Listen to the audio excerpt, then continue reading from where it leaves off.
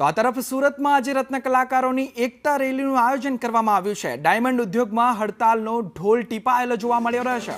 પગાર અને ભાવ વધારાને લઈ હડતાલનું એલાન કરવામાં આવ્યું છે। ડાયમંડ વર્કર યુનિયન દ્વારા આ હડતાલનું એલાન કરાયું છે। ત્યારે કતારગામ દરવાજાથી આ રેલીનું આયોજન કરવામાં આવ્યું છે। રેલીને સુરત શહેર પોલીસની પરમિશન નથી મળી। 3 દિવસથી સુરતમાં હડતાલના પોસ્ટર પણ લગાવવામાં આવ્યા છે। ત્યારે પગાર અને ભાવ વધારાને લઈ આ હડતાલનું એલાન કરવામાં આવ્યું છે। રત્ન કલાકારો રેલીના પોસ્ટર અને હડતાલ જે કરવાના છે તેના પોસ્ટર પર 3 દિવસથી લાગ્યા છે। ત્યારે આજે આ રત્ન કલાકારોની એકતા રેલીનું આયોજન કરવામાં આવ્યું છે। સાંભળો સાંભળો સાંભળો હીરાના કારીગરો સાંભળો, હીરાના ભાવ વધારવા માટે હડતાલ પાડી છે। તો 30 તારીખે સવારે 9:30 વાગે કતારગામના દરવાજે હાજર થઈ જવાનું છે। સભી કારીગરને કોઈ કામે જવાનું નથી। સાંભળો સાંભળો। ત્યારે પગાર અને ભાવ વધારાને લઈ આ હડતાલનું એલાન કરવામાં આવ્યું છે। રત્ન કલાકારો જે છેલ્લા ઘણા સમયથી આ જે પીડિત છે કે તેઓને મંદીના માહોલનો સામનો કરવો પડ્યો, ત્યારે રત્ન કલાકારોએ આ ઢોલ પીટીને હડતાલનું એલાન કર્યું છે। આજે સુરતમાં રત્ન કલાકારો રેલીનું આયોજન કરવાના છે। ડાયમંડ ઉદ્યોગમાં હડતાલનો ઢોલ ટીપાઈ ચૂક્યો છે, જે દ્રશ્યોમાં આપણે જોયું। વધુ માહિતી સાથે સંવાદદાતા આઝમ સાલે જોડાઈ ચૂક્યા છે। જી આઝમ, શું છે વધુ માહિતી?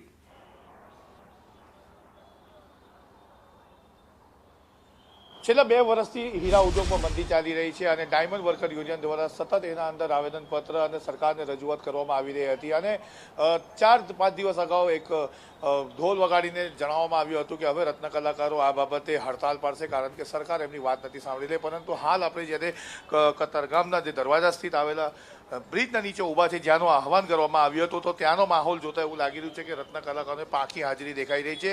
એક રત્ન કલાકાર એની હેલ્મેટ પહેરીને ઊભા છે, એમનેથી જાણીશું એમનું શું કહેવું છે।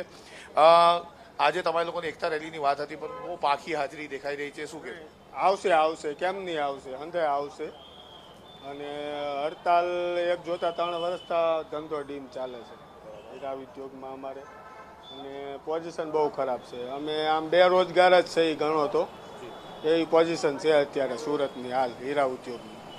શું માંગ છે સરકારથી, શું રજૂઆત? સરકાર સુરતના શેઠિયા સાથે વાતચીત કરે કે ભાઈ આને કઈ રીતે નિવારણ લાવવું અને આનાથી કઈ રીતે રોજગાર વધે હીરા ઉદ્યોગનું, એવી સરકાર પાસે અમે માંગ કરીએ છીએ। તો તમારી સામે છે કે આ રત્ન કલાકાર ભાઈ એવું કીધું છે કે સરકારથી અમે માંગ કરી રહ્યા છીએ, પરંતુ તમને બતાવી દઉં કે અહીંયા ચુસ્ત પોલીસ બંદોબસ્ત દેખાઈ રહ્યો છે। રત્ન કલાકારો 9:30 વાગે ભેગા થવાનું એક આહવાન હતું, ઢોલ વગાડીને આહવાન કરવામાં આવ્યું છે કે તમામ રત્ન કલાકારો મોટી સંખ્યામાં હાજર ઉપસ્થિત રહેજો। પરંતુ અહીંયા ચુસ્ત પોલીસ બંદોબસ્તના વચ્ચે રત્ન કલાકારો છૂટા છવાયા ઉભેલા દેખાઈ તો રહ્યા છે। તમને દેખાશે કે દૂર નજર તમે કરશો તો કેટલાક રત્ન કલાકારોની હાજરી દેખાઈ રહી છે। પરંતુ હાલ જે ડાયમંડ વર્કર યુનિયનના પ્રમુખ અને ઉપપ્રમુખ, જેમના દ્વારા આ હડતાલનું જે એલાન કરવામાં આવ્યું હતું, તેમની હાજરી નથી દેખાઈ રહી, જેના કારણે કદાચ હાલ આ રત્ન કલાકારો ખુલીને સામે નથી આવી રહ્યા। પરંતુ ચુસ્ત પોલીસ બંદોબસ્ત પહેલેથી જ મૂકી દેવામાં આવ્યો છે। હવે જોવાનું રહેશે કે આ એકતા રેલીનું આયોજન થાય છે કે નથી। જી, જોડાવા બદલ આભાર આઝમ। સાંભળો સાંભળો સાંભળો હીરાના કારીગરો સાંભળો,